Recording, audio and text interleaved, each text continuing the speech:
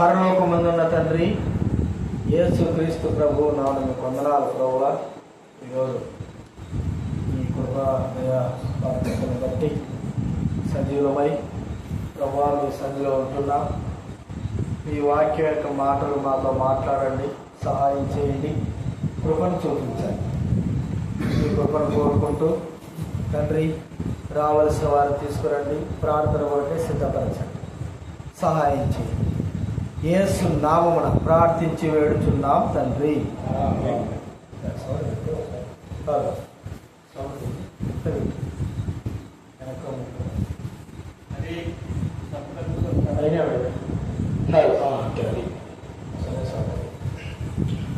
దేవుని వాక్యంలో నుండి కీర్తనల గ్రంథం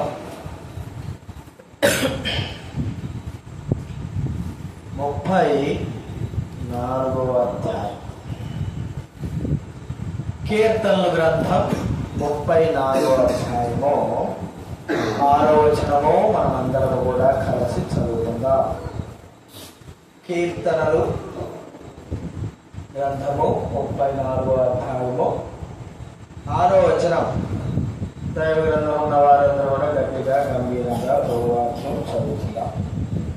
ఈ దీనుడు మొరపెట్టగా యెహోవా ఆలకించెను, అతని శ్రమలన్నిటిలో నుండి అతని రక్షించెను. దావీదు మహారాజు అబీమెలెకు, ఫిలిష్తీయుల రాజైనటువంటి అబీమెలెకు దగ్గర వెర్రివాని వలె ప్రవర్తించినటువంటి స్థితి అనేది ఉంది. ఆ స్థితిలో మరి దావీదు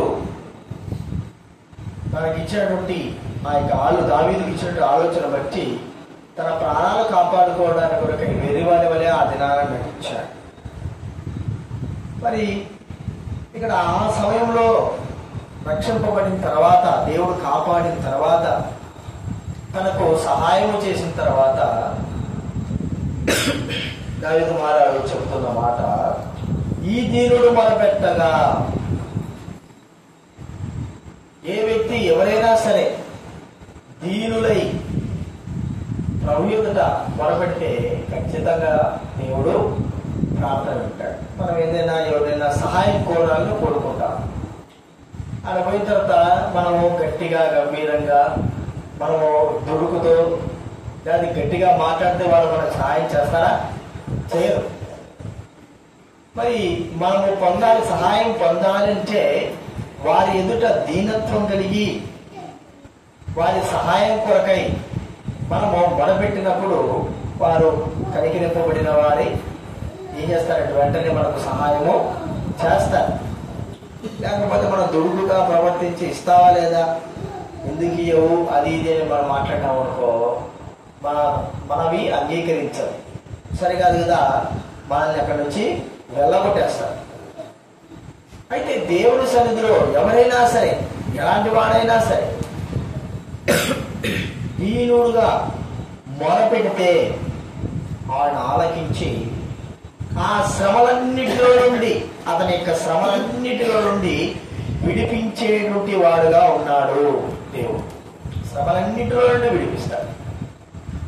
అనేకమైన వారు దీనత్వం కలిగి ప్రార్థించడం ద్వారా, తమను తామే ప్రభు ఎదుట తగ్గించుకోవడం ద్వారా, దీనులైపోవడం ద్వారా దేవుడు వారి మాట విని వారి శ్రమలలో వారికి సహాయం చేశాడు. మన వాళ్ళు ఇశ్రాయేలు కూడా వారు ఎన్నోసార్లు తప్పు చేస్తే వారు మళ్ళా తిరిగి ప్రభు ఎదుట క్షమాపణ కోరుకున్నప్పుడు, తగ్గినప్పుడు వారి యొక్క మనవి అంగీకరించారు. ఓ మనం చదువుకుందాము. యెషయా గ్రంథం 60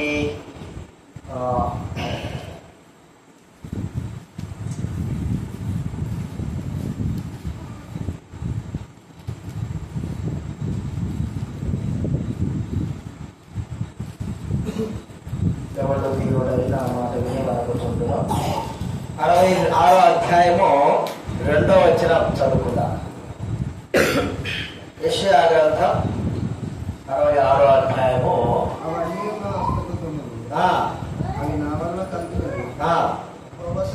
యెహోవా సెలవిచ్చుచున్నాడు, ఎవడు దీనుడై నలిగిన హృదయం గల వాడై వణకుచుండుగా వాణిని నేను దృష్టించుతున్నాను. ఎవడు దీనుడై ఆయన మాట విని వణకుచుంటాడో ఆ వ్యక్తిని దృష్టిస్తా ఉన్నాడు అని వాక్యంలో మనకి ఇక్కడ కనబడతా. దైవ గ్రంథంలో దీనత్వము ధరించినటువంటి అంటే దీనులైపోయినారు వారు. మరి క్షమించరాని తప్పులు చేశారు, కానీ దేవుని సన్నిధిలో వారు ఎంతగా తగ్గించుకున్నారు అనే విషయాన్ని గుర్తుకొస్తే వారి యొక్క తగ్గింపులో వారి యొక్క దీనత్వాన్ని బట్టి వారి శ్రమ నుండి వారు విడిపించిన వారుగా చూస్తారు. చూడండి దైవ గ్రంథంలో 2వ దినవృత్తాంతాల గ్రంథం 33వ అధ్యాయం. 2వ దినవృత్తాంతాల గ్రంథం 33వ అధ్యాయము 12, 13 వచనాలు దయచేసి చదవండి. 2వ దినవృత్తాంతాల గ్రంథం 33వ అధ్యాయం 12, 13.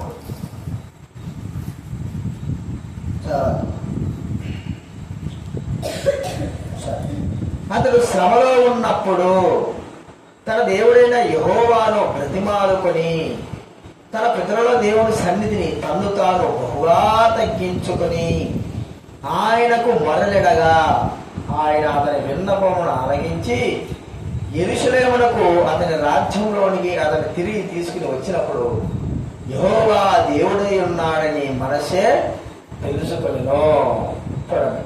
మనషే ఇశ్రాయేలు రాజు. క్రీస్తు పూర్వం 670, 697లో రాజు అయినాడు. మరి ఇశ్రాయేలు రాజులందరిలో కూడా అతి భయంకరమైనటువంటి పాపాత్ముడుగా ఉన్న వ్యక్తి, పాపం అత్యధికంగా పాపం చేసి దేవునికి అత్యధికంగా బాధ కలిగించిన వాడు మనషే. బలిపీఠాలు కట్టుకున్నాడు, ఆకాశ నక్షత్రాలకి అన్నిటి కూడా మరి తను ధూపం వేస్తూ వచ్చారు. ముహూర్తాలు, చిల్లకిందనాలు, మంత్రాలు వాడుకు చేస్తూ వచ్చారు. సోదగాలతో సాంగత్యం, చెడు నడవడిక. అంత మాత్రం కాదు, ఎంతో మంది నిరపరాధులు కూడా చంపించినటువంటి వ్యక్తిగా దైవ గ్రంథంలో మనకు కనబడతా ఉన్నాడు. ఇలాంటి వాడు మరి దేవుడు ఏం చేశాడంటే ఆ వ్యక్తిని మరి అశూరు రాజుకు అప్పచెప్పేశాడు. అశూరు రాజు వచ్చాడు, పట్టుకోబోయాడు. ఎంత దుర్మార్గుడుగా ప్రవర్తించినటువంటి ఈ యొక్క మనిషే జైల్లోకి వెళ్ళిన తర్వాత, కారాగారంలోకి వెళ్ళిన తర్వాత ఇక తను తాను తగ్గించుకున్న విషయం ఇక్కడ రాస్తున్నాడు. శ్రమలో ఉన్నప్పుడు తన దేవుడైన యెహోవా సన్నిధిని బహుగా తను తాను తగ్గించుకొనెను. బహుగా తగ్గించుకున్నాడు. మరి ఇంత చేసిన వాడికి శిక్ష విధించేసాడు. అశూరు రాజుకి పంపించేస్తే అక్కడ చెరసాలలో తాను దేవుని సన్నిధిలో తగ్గించుకున్నాడు. వెంటనే తన శ్రమలో నుండి అతను విడిపించి తిరిగి తన రాజ్యానికి తీసుకొచ్చాడు. ఇదేమి ప్రేమ, ఇదేమి గొప్పతనం, దేవుడే గొప్పతనం. ఎంతగా దేవుడు బాధ పెట్టాడు. మరి అనేకమైన వారిని నిరపరాధులు చంపించినాడు. మరి దేవునికి విరోధమైనటువంటి కార్యములు అన్నీ చేశాడు. యెరూషలేము అంతా కూడా పాడు చేసేసాడు. అట్లాంటోడు తగ్గించుకొని దేవుని సన్నిధిలోకి వస్తే దేవుడు నేను నీ మనవిని వినను అన్నడంగా ఖచ్చితంగా విని ఆ వ్యక్తిని క్షమించి తిరిగి దేవుని రాజ్యానికి తీసుకొచ్చాడు. అంత మాత్రమే తన రాజ్యాన్ని తీసుకొచ్చాడు. అంత మాత్రమేనా, ఇంకొకడు ఉన్నాడు మనవాడు. చూడండి, 1 రాజుల గ్రంథం 21వ అధ్యాయం. 1 రాజుల గ్రంథం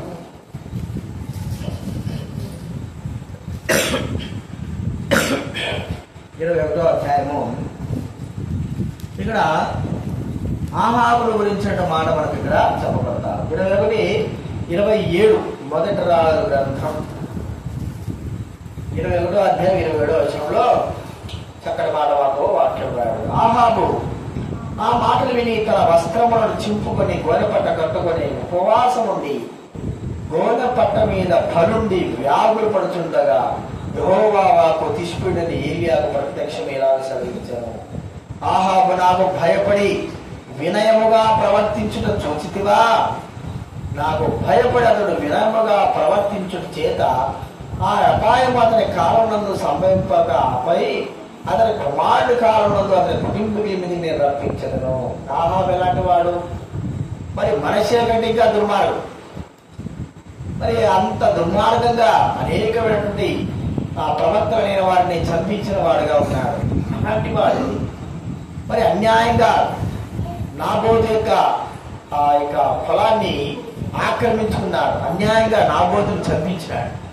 ఇలాంటి వ్యక్తి దేవుడు ఉగ్రతకు పాలైపోయినాడు. దేవుడు ఒక ప్రవక్తను పంపించి చెప్పిస్తున్నాడు, నాతో చెప్పు, ఏ నాబోతు యొక్క రక్తము ఏ స్థలంలో అయితే కుక్కలు నాకాయో అదే యొక్క స్థలంలో నీ రక్తం కూడా కుక్కలు నాకుతాయి చెప్పినాడు.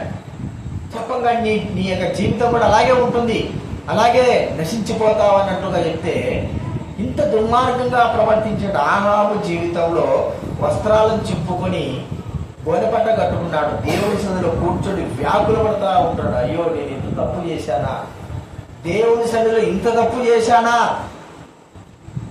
అని తాను వేదన పొందుతా అంటున్నాడు. మరి దీనత్వం ధరించిన వాడుగా, వినయము ధరించిన వాడుగా చూస్తుంటున్నాడు. మరి ఎలాంటి వారు దీనత్వం ధరించారు అంటే, బహు దుర్మార్గంగా ఉన్నవారు దీనత్వం ధరించిన దేవుడు వింటున్నాడు. మరి దేవుని సన్నిధిలో దీనులుగా ఉన్నవారు దీనత్వం ధరించినా కూడా వారి మన కూడా అంగీకరించిన వాడిగా చూస్తూ ఉంటున్నారు. కాబట్టి ఎవడు దీనుడైనా మాట వింటాడో, ఈ దీనులు మొరపెట్టగా ఎలాంటి వారైనా దీనత్వం కలిగి ప్రభు సన్నిధిలోకి వచ్చి ఆయన సన్నిధిలో మోకాలుని మరి ప్రార్థన చేస్తే, దీనులుగా ప్రార్థన చేస్తే దేవుడు అంగీకరించేవాడుగా ఉంటాడు. మరి నినివే పట్టణస్థుల గురించి మనం చూస్తే వారు కూడా బహు దుర్మార్గులుగా ఉన్నారు. దేవుని ఉగ్రత వారిపైన బహు త్వరగా రాబోతున్నది. అయితే ఉగ్రతకు ముందు దేవుడు రాయబారిగా యోనాను పంపిస్తే ఒక్కరోజే దేవుడు మాటలన్నీ కూడా యోనా నినివే పట్టణం చెప్తే, అంత దుర్మార్గంగా ప్రవర్తించినటువంటి సకల ప్రజలు నినివే పట్టణస్థులందరూ కూడా బోనె పట్ట కొట్టుకొని దేవుడి సన్నిధిలో దీనులై ఉన్నారు. ఈ దీనులు మొరపెట్టగా యెహోవా ఆలకించి వారిని రక్షించెను అనే మాట వాక్యం ఇక్కడ చూస్తా ఉంటున్నాం. ప్రియమైన వాళ్ళరా, మనం కూడా దీనత్వం ఎప్పుడైతే ధరించి ప్రభు సన్నిధిలోకి వచ్చి, ప్రభువా దేవా నీవు తప్ప మాకెవరు లేరు, నీవే మాకు సహాయము అని మనం ఎప్పుడైతే సంపూర్ణంగా అహంకారము, దుర్మార్గత, ఆ కోపం అన్నీ కూడా వదిలిపెట్టి ఆయన సన్నిధిలో దీనులమై ఎప్పుడైతే మనము ప్రార్థిస్తామో వెంటనే వింటాడు. వెంటనే ఈ దీనుడు మొరపెట్టగా యెహోవా ఆలకించెను అనే మాట. కాబట్టి గుర్తించుకుందాం, దీనత్వములో దీనులమై మనం ప్రార్థించిన ప్రార్థన దేవుడు అంగీకరించి ప్రార్థనకు జవాబు ఇస్తాడు. దీనులు కాకపోతే ఇవ్వడం. మన బాధిస్తూ పరిచయులు, మరి సుంకరి పరిచయుడు.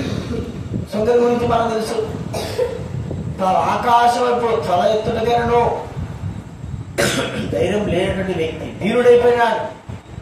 దేవుని సన్నిధిలో దీనుడైపోయాడు. మరి పరిచయుడు దేవుని సన్నిధిలో దీనత్వం ధరించలేకపోవడం ఒకటి, గర్వపు మాటలు తాను ఏదో చేస్తున్నాడని చెప్పాడు. కానీ దేవుడి యొక్క ఆలకించడం, దేవుడు వినడం, దేవుని జవాబు మరి సుంకరి ప్రార్థన వైపు మాత్రమే వెళ్ళి, పరిశీలి ప్రార్థన వెళ్ళలేదు. ఇంత చేశాడు కదా అంటే, ఇంత చేసినా కూడా అక్కడ దీనత్వము లేదు. చూడండి, ఎవరైనా ఒక పెద్ద భూసాల దగ్గర పోయేసి అవసరం కొరకు అడుక్కున్నాము, అయ్యా మాకు ఇది కావాలని, మరి మనకు మన దగ్గర ఏమి లేదు, వాస్తవానికి ఏం లేదు, అంతా ఏమైపోయింది. కానీ అడిగే విధానంలో మనము దీనులమై అడక్కపోతే ఇస్తాడా? ఎవరు? మరి మనం ఏమి లేకపోయినా కూడా దురుసుగా పోయి ఇస్తావేవా, ఏమేమి ఉంటే ఏమైంది, మేము వీలేమనుకున్నావా, అది ఇది గట్టిగా అడిగాను అనుకో, ఏమి లేకపోయినా కూడా ఈ కొద్దిగా ఉంటే చాలు, కొద్దిగా అహంకారము గర్వం కొద్దిగా ఉంటే చాలు, కనీసము దరిది కూడా రాని. అయితే అన్నీ లేకపోయి దీనత్వము మరి ఉంటే ఏ వ్యక్తి మనసు కరిగిపోదు. మరి దేవుడి మనసు కూడా దేవుడి మనసే కరిగినప్పుడు మనసు కరగకుండా ఉంటుందా? ఖచ్చితంగా కలుగుతుంది. కాబట్టి ప్రియమైన వాళ్ళని మనం గుర్తిస్తే, దీనులమై ప్రభు సన్నిధిలో ఎప్పుడైతే మనము మరి మొరడుతామో అప్పుడు ప్రార్థన అంగీకరిస్తాడు. ఇశ్రాయేలు దీనులైపోయిన న్యాయాధిపతులు మొదటి అధ్యాయం నుంచి మనం గమనిస్తే ఎన్నోసార్లు దేవుడి సందులో వారు మరి బహుగా ఇష్టప్రకారంగా జీవించారు, మోసంగా జీవించారు. చివరికి వారు ఏమి దేవుడి సందులోకి వచ్చేటప్పటికీ మరి వారి కష్టాలలో దేవుడి సందులో దీనులైపోయినప్పుడు దేవుడు వారి మనస్సు తట్టుకోలేకపోయాడు. చూడండి వారి యొక్క కష్టాన్ని చూసి న్యాయాధిపతుల గ్రంథం 2వ అధ్యాయం, న్యాయాధిపతుల గ్రంథం 2వ అధ్యాయంలో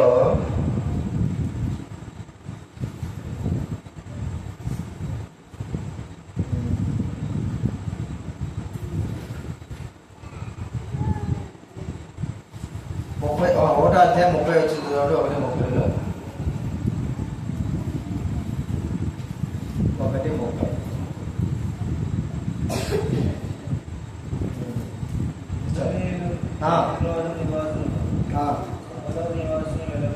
వెళ్ళగొట్టలేదు. వెర్రి పనులు వెట్టి పనులు చేయవారేది.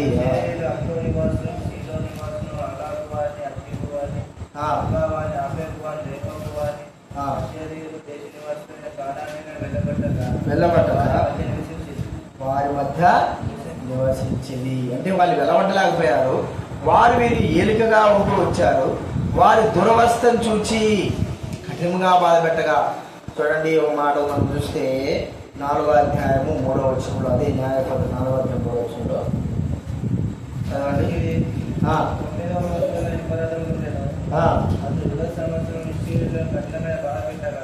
బాధ పెట్టగా ఆ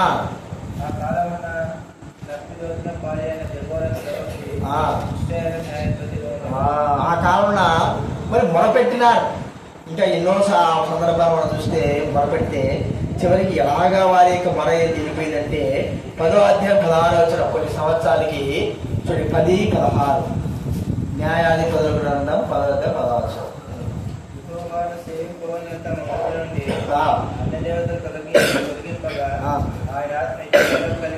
ఆయన ఆత్మ ఇశ్రాయేలుకు కలిగిన దురవస్థను చూచి సహింపలేకపోయింది. అది వారి యొక్క దురవస్థను చూసి సహింపలేక వారు దీనులు అయిపోయినారు. ఎన్నోసార్లు దేవుని విరోధంగా రావడం, మన దీనత్వం ధరించడం. అయితే వారు దీనులుగా ఎప్పుడైతే అవుతా ఉన్నారో దేవుని యొక్క మనసు కరిగిపోతా వచ్చింది. మరి ఇన్నిసార్లు వాళ్ళు తప్పులు చేశారు కదా అంటే, తప్పులు చేసిన తర్వాత అయినా సరే వాళ్ళు దీనులుగా ధరిస్తే, దీనత్వం ధరిస్తే మరి దేవుని మనసు కరిగిపోయి తిరిగి వారికి సహాయం చేసి రక్షించేవాడుగా చూస్తా ఉంటాం. కాబట్టి దీనుడు మొరపెడితే వింటాడు దేవుడు. ఎవరైనా సరే, ఎలాంటి వాడైనా సరే, ఏ వ్యక్తి అయినా సరే దీనత్వంతో ప్రభు సన్నిధికి వస్తే, మన బాగా తెలుసు యేసు ప్రభు దినాల్లో మరి పక్షవాయులు ఉచ్చారించడం మోకాల్లో ఉన్నాడు. అయ్యా మరి నీకు ఇష్టమైతే నన్ను రక్షించు, సహాయం చేయండి. ఎంత దీనుడుగా ఆ వ్యక్తి మోకాల మీద ఉంటే దేవుడు క్షమించాడు. నీకు ఇష్టమైతే. ఎంతో మంది ఎన్నో విధులుగా ఆయన దగ్గరికి దీనులుగా వస్తే ఆయన అందరినీ కూడా క్షమించి ప్రేమించిన వాడుగా చూస్తా ఉంటున్నాం. కాబట్టి దీనత్వంతో ప్రభు సన్నిధిలో ప్రార్థన చేసిన ప్రార్థనకు అత్యధికమైన విలువ ఉంటుంది. అహంకారంతో చేసే ప్రార్థనకు అసలు విలువే లేదు. అన్ని తెలుసు అనుకోవడమే కానీ ఆ ప్రార్థనకు జవాబులు రాకపోతే ఆ ప్రార్థన చేసి వ్యర్థం. కాబట్టి మనం గుర్తించుకోవాల్సింది అంటే ప్రభు సన్నిధిలో దీనులమై మనం ప్రార్థించిన ప్రార్థన దేవుడు అంగీకరించి ప్రభు మనకు సహాయము చేస్తాడు. అలాంటి ఒక ప్రార్థన మనకు కావాలి. ప్రార్థన చేసుకుందా అలాగా